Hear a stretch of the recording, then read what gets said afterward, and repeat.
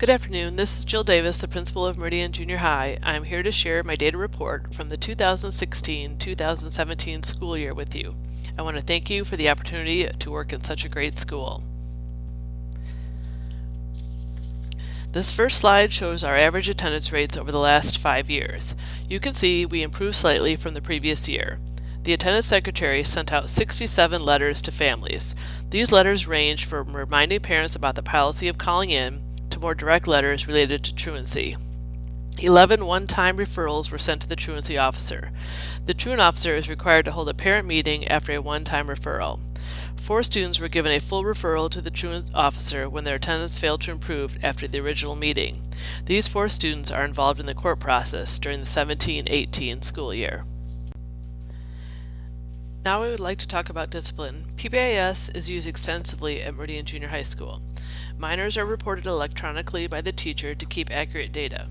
The PBIS store opens each month where students can spend their bird bucks that they earn for positive behavior. PBIS grade level assemblies were implemented this year to allow grade level teams to celebrate and recognize positive behavior and reteach when necessary. Remember, PBIS stands for Positive Behavioral Interventions and Support, which really means the staff is giving positive reinforcement for appropriate behavior, often through the use of bird bucks, and being proactive to prevent misbehavior through teaching. We have done several whole school proactive teaching surrounding bullying and cyberbullying over the last several years. In December, we will be having a presentation by Kevin Polke from KP Counseling regarding bullying and self-esteem. Each year, the number of minors has been decreasing. This year, the reorganization of the PBIS assemblies seems to have had a positive impact. Students that have more than one minor are not able to attend the assembly. They go with Mrs. Zitsky, the school counselor, or myself for a reteaching lesson. The assemblies have been able to focus on both positive behavior and academic achievement. Plus, a great bonus is that more students are now able to participate in the games that the team plays with only one grade level in attendance at a time. Each year, non-compliance and disrespect have recorded the most minors. This continues to be an area of focus during our PBIS assemblies, counselor presentations, and small group work. The junior high staff continues to work hard to grow positive relationships with our students. Positive phone calls and mailed notes home have been appreciated by the families. As the principal, I've worked hard to grow positive relationships with the families as well. I try and make at least 3 positive phone calls a week, especially for students who may have struggled in the past. This chart shows the students with the most minors earned during the second semester of the school year 2016-2017. It also displays the students' socioeconomic status, attendance, and how they scored on the PARCC test. As you can see, several of our students who earn the most minors are absent quite often and do not perform well on our standardized tests.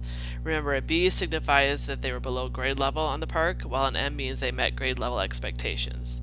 2 of the students have IEPs. The first 6 students were 6th and 7th graders last year, and I'm happy to report their behavior has improved immensely and they only have earned 1 minor this year. I think it is important to include the school counselor, Kelly Zitsky, when talking about student discipline. Even though she cannot directly issue discipline, she is often my first line of defense in bullying situations. She spends the majority of her time with individual students. This is not all related to undesirable behavior, though. She also meets with students regarding issues such as organization, study skills, social issues like making friends, and a lot of family issues. Unfortunately, I believe parents often want Mrs. Zitsky to solve mental health issues that she is not adequately trained for. We are in the midst of developing a referral form with the student assistance team. This form will be able to encourage families to reach out to other agencies for support. Moving on to our school improvement goal. We had written a lofty 2-year goal that focused on writing. I did not include all of the action steps on this slide, but wanted to highlight a few things. After examining data related to student achievement in writing, we thought we would create this writing rubric so we were all grading writing in a consistent manner. Well, as we began to work as a staff, we decided that we were not grading writing when it came to short response answers. We were simply grading content. So our school improvement goal was amended to include a short response rubric. You will now see a reading response cheat sheet hanging in every classroom at the junior high. This is a simplified version on the slide, but it is a visual clue to students when answering short response questions. The teachers have done a good job embedding this into daily assignments and assessments. The teachers have brought writing samples to faculty meetings and graded each other's to check their inter-rater reliability. I can hear Dr. Caposey in my head saying, "What gets monitored gets done." This has not shown a vast improvement in our writing scores, but it has put common language and expectations into every classroom in regards to writing. I will continue to monitor this through informal and formal observations of our teachers. Now onto our Common District Assessment STAR. A few reminders. The STAR assessments test in the area of reading and math. The reading test takes approximately 15 minutes, while the math test takes around 20 minutes. This is a computer adaptive test that adjusts the difficulty of each student's test based on the student's previous response. The next slides show you SGP, or Student Growth Percentile. SGPs help us look at a student's first test score in August to help determine what expected growth should be by the student at the end of the year. Without an SGP, a teacher may not know if a scaled score that increased by 100 is good, not so good, or average, because that what is considered expected growth for one student may not be for another. An SGP of 50 can be thought of as typical growth for a particular student, given his or her grade and prior score history. So when you look at these two graphs for 6th and 7th grade reading, you can see that 52% of 6th grade students met the 50 SGP goal, while 56% of 7th grade students achieved the 50 SGP growth goal. 8th grade had 66% of students reach the 50 SGP growth goal, a nice improvement over the two previous grades. After examining STAR scores at the beginning of this year, we are now having conversations regarding several things. Student goal setting is a large focus. The teachers often state that students don't see the value in this test, so they don't try. So we are setting goals with their students that we will be updating after the December benchmark. We have also been looking at the reading lexiles of passages used in all content areas, but especially social studies.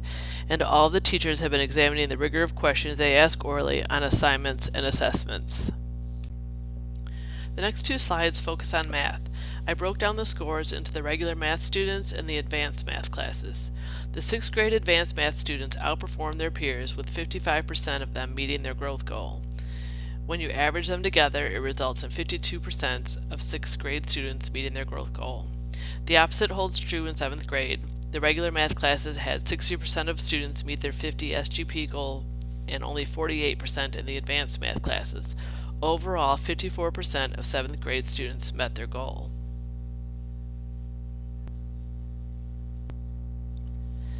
Eighth grade math scores have been struggling. As you can see, 31% of the students in regular 8th grade math met their growth goal, while 52% of the algebra students met. Averaged together, this means 41% of all 8th grade students met their 50 SGP growth goal. You need to remember we have had a few teacher changes in this particular subject. This year we began to implement the Math 2.0 into SOAR classes. The Math 2.0 program is a component of Renaissance Learning. Math 2.0 is a computer software that helps teachers manage and monitor students' mathematics practice and mastery. A student completes a daily personalized assignment on the computer. A review in the software shows the student which problems they answered correctly and which ones were not. The teacher uses the student's scores on a skill to help the student with specific concepts. The software then creates the next assignment, including more practice on the skill that the student had trouble with. This specific skill practice will help our students and focus our teachers.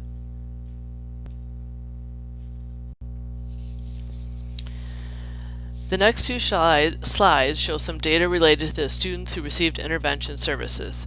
Unfortunately, last year's interventions were bumpy here at the junior high. The reading interventionist left in December for a job in the Rockford Public School District. The math interventionist was not hired until the end of October and left early this school year.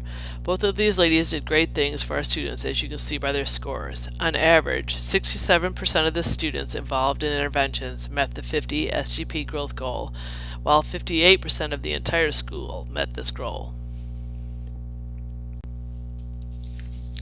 The math intervention students did just as well. 61% of them met their growth goal, while as a school, 48% met the 50 SGP growth goal. This year's math interventions focus on specific skills within the Math 2.0 program. Many students are benefiting by mastering past skills in order to fill in some of the gaps we have noticed, like even just basic multiplication facts. Onto the State Assessment PARCC, which stands for Partnership for Assessment of Readiness for College and Careers. This slide shows you what students were tested on. Students took 3 language arts tests totaling 310 minutes. They are also given 3 math tests. On 2 of these tests, students could use the online calculator tool. The math tests added up to 240 minutes. This means students spent 550 minutes at the computer for testing last year. During the 2017-2018 year, testing time has been reduced slightly to 510 minutes.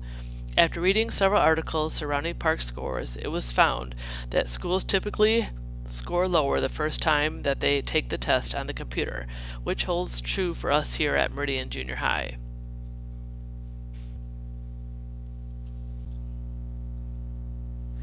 This slide shows how last year's 8th grade students performed on the ELA and math portion of the PARCC. On the ELA test, 29% met grade level expectations or exceeded them, while 26% were this successful on the math portion.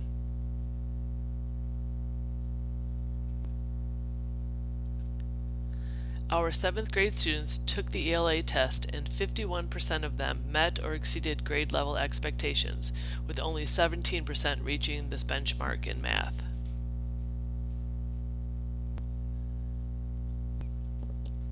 "35% of 6th grade students met or exceeded in ELA, while 23% met or exceeded in math. On average, across all grade levels, 33% of students are on the cusp of meeting grade level expectations in English language arts, while 38% are approaching grade level expectations in math.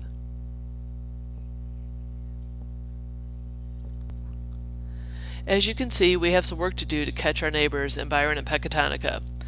Both of these districts have been using the online version for at least 2 years. Although their scores have not increased over the last 3 years, they are maintaining them.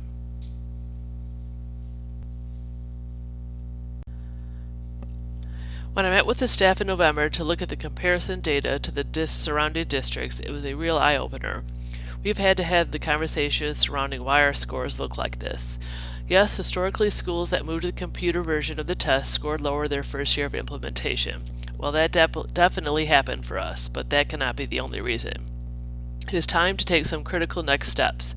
First, teachers had a homework assignment to examine their data, everyone, math, ELA, science, social studies, and the elective teachers. We are all teachers of reading and math. I'll be meeting with teachers to discuss their findings. Next, if the computer was part of our problem, what do we do? We're going to teach the tools. Each grade level team is developing a plan for early release days surrounding teaching the tools of PARCC.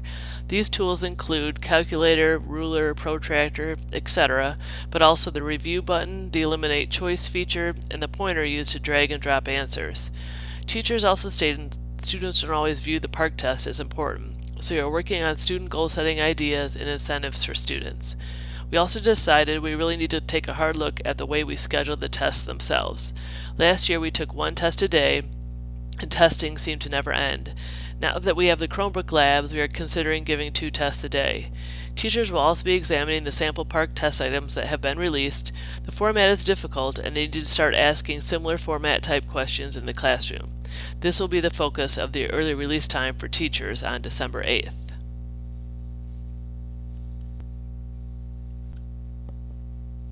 I wanted to thank you for listening to this presentation showing all of the success stories and next steps from Meridian Junior High. Thank you for the opportunity to lead such a great school.